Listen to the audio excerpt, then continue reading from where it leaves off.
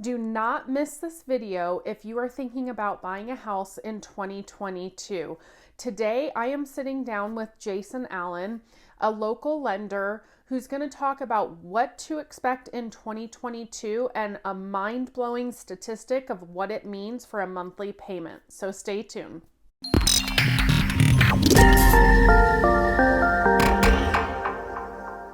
Hi, this is Melissa Ballman, and I'm a real estate agent here in the greater Salt Lake City area. So what that means, if you're looking at making a real estate move, I'd love to connect with you. Shoot me a text, send me an email, do what you got to do, but get in touch with me. But first, I'm going to play the interview with Jason so you can hear it straight from a lender of what to expect in 22. What we're anticipating in 2022, because a lot of people, we're starting to see the interest rates tick up. A lot of people have the mentality, oh, I'm going to wait. Prices are going to come down, which we all, we're starting to see some stabilization, but not necessarily worth waiting on. So what are you seeing or hearing with interest rates for the rest of 2021, but into 2022? It's interesting. As of the recording of this video, there was a report that came out that gave us what inflation is right now in the United States, and it's at 6.2%. Now, generally, when inflation exceeds mortgage rates, the Fed will raise rates to offset that, so inflation stays low. Well, if inflation is 6.2%, and by the way, interest rates at the time of this video are like 3.25% for a 30-year fixed, you know that we're already there. Now, as of about 3 weeks ago, inflation had already exceeded a little bit, which is why rates went from like 3 to 3.25, but it still continues to climb.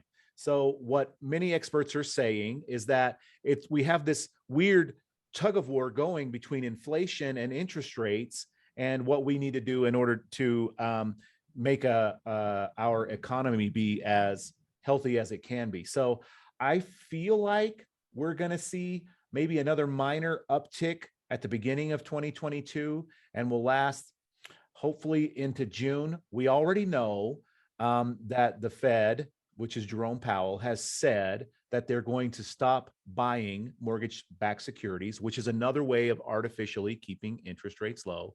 And so they anticipate that to be June. So now you have these two things, right? You have inflation going up. You have the Fed artificially keeping rates low with buying mortgage-backed securities.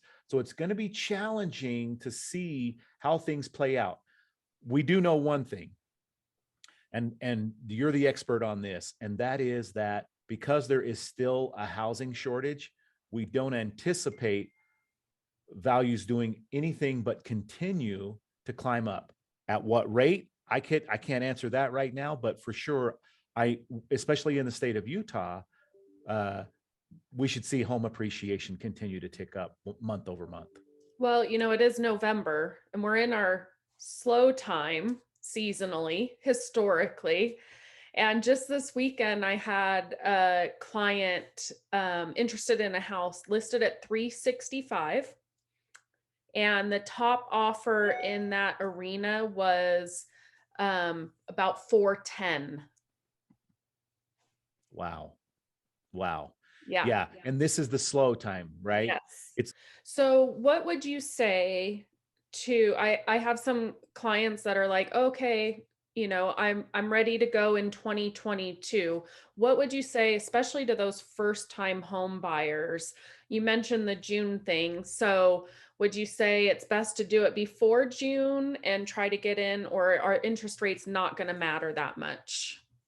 One of my favorite statistics to talk about when it comes to how much a mortgage rate affects a payment and your ability to afford something, a home, is that the higher rates are, and even though home prices, even if they slow in appreciation, what you pay in January, February for a home at a higher rate higher price than in November will be not just 20 or 30 bucks a month. It could be a couple of $100 a month. Wow. So if you're a first time home buyer, a couple of $100, I mean, that could be, half of your car payment or all of your car payment, right? Mhm. So super, super huge effect on your ability to afford and what you can afford. And so first time home buyers, it's already kind of a challenge, not impossible. And it's been a lot of fun to help people start these chapters in their lives, but for sure, rates can have a big effect on that. So is that what they're kind of projecting for the beginning of the year, that the interest rate will go up enough that on like a 400, $500,000 purchase, we'll just say single family home, no HOA, let's keep it clean. That buyers are going to be looking at a couple $100 a month jump between right now in November of 21 to the beginning of 22. Yeah, let's say interest rates go from 3.25 to 3.75. That could be anywhere from $100 to $200 a month, depending on the price that you're looking in monthly payment. It's pretty huge. Wow. Yeah. So beat the spring rush and the Yeah, summer for rush. sure. Yeah, I mean, when you talk about, and I don't mean to tell you something that you already know. I mean, I like to use you as my resource for real estate information, but you said traditionally we're looking at November, December, January kind of being the slow months because come March, that's typically historically when all of the listings come on. Everybody that's been waiting, boom, huge Yep. spike. So yeah, for sure. I totally agree with you. Yep. Okay. Well, that's good to know because like I said, I know a couple of people that are like, okay, we're going to be ready in 22. I'm like, you better do it quick. We're seeing the rates going up. Anything else you want to say about 22? I anticipate it's going to be a crazy year, very similar, at least for the first 6 or 8 months of the year. Um, it'll be interesting to see where we end up at the end of next year, just because of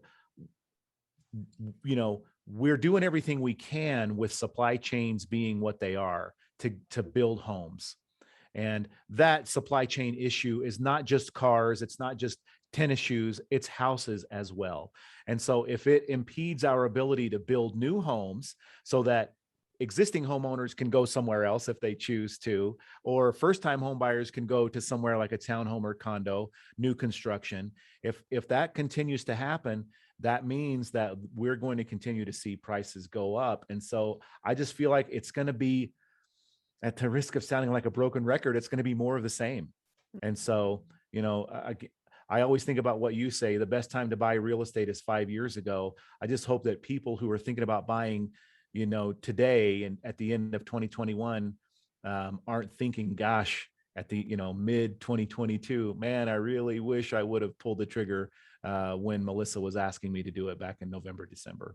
Yeah, which you bring up a really good point because I have a couple buyers who are considering new construction.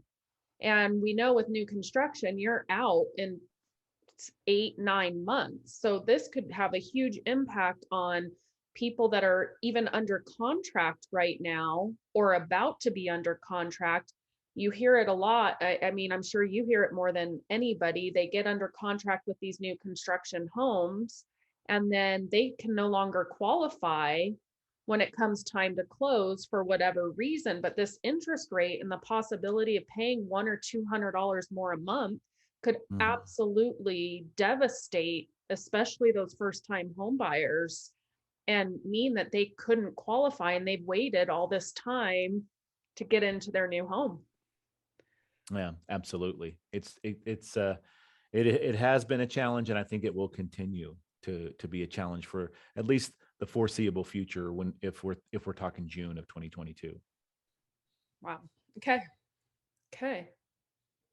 Well, thank you for taking the time with me today and talking about it and letting buyers know what to expect. And really, that's going to affect sellers too, because they're going to have far fewer buyers being able to qualify to purchase their homes in the event that interest rates are climbing up, because $100 or $200 a month, like you said, I mean, that could be part of a car payment. So Mhm. this really isn't just a buyer problem. This is going to become, sellers have to deal with this too. Yeah, depending on your situation. I mean, I feel like guys that are people that own investment properties and they're at a point in their lives where they want to liquidate, those guys are going to be in great shape, right? Because it's not something they're not selling in order to move to somewhere else, right? It's not their primary. So those sellers are really going to be in great shape, and even people who are living in homes that, like empty nesters, for instance, they're going to be in really great shape when they sell because they're not going from 4,500 square feet, 5,000 square feet to 5,000 square feet. They're going to something smaller, right? And Mhm. so those guys are really going to be in great shape as sellers. And so, I mean, there are all kinds of reasons why people do what they do. I hope you enjoyed my video today and found the information so useful to help you make a decision about buying in 22. If you have lender specific questions, what you qualify for, things to look for, anything like that, feel free to reach out to Jason anytime. And if you have real estate related questions, I'd love to connect with you. Just reach out to me. I'm always here to help, and so is Jason. But as always, make it a great day.